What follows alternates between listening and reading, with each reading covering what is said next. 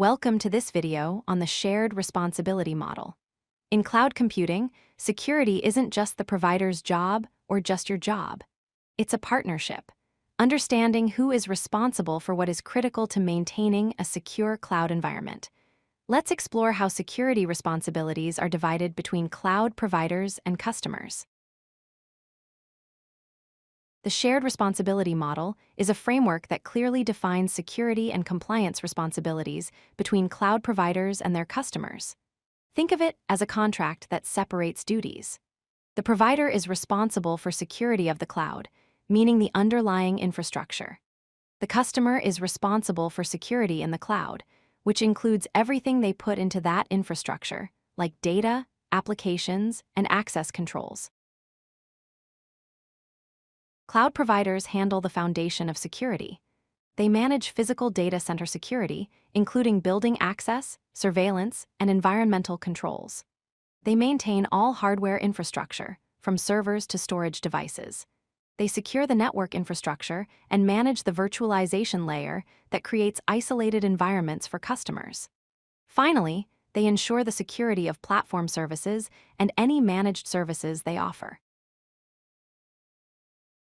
Customers have a different set of responsibilities focused on what they control. First, they must classify and encrypt their data appropriately. They manage identity and access management, deciding who can access what resources. They're responsible for securing their applications and workloads, and they must properly configure operating systems and network settings to prevent vulnerabilities. These are critical tasks that no provider can do for you. Cloud services come in three main models, and each shifts the responsibility boundary differently.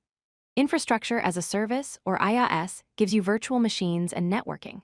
Platform as a service, or PaaS, provides development platforms and tools. Software as a service, or SaaS, delivers complete applications.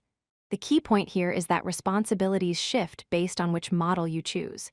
The more managed the service, the more the provider handles. In infrastructure as a service, the provider manages the physical infrastructure, network hardware, hypervisor layer, and storage hardware. Everything below the operating system is their domain. The customer, however, manages the operating systems they deploy, all applications and data, runtime environments and middleware, and network controls like firewalls and security groups. This model gives customers the most control, but also the most responsibility. Platform as a service shifts more responsibility to the provider. The provider now manages not just infrastructure, but also the operating system, runtime environments, middleware components, and development tools.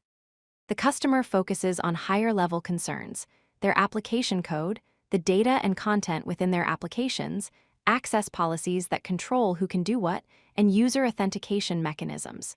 This reduces operational overhead significantly.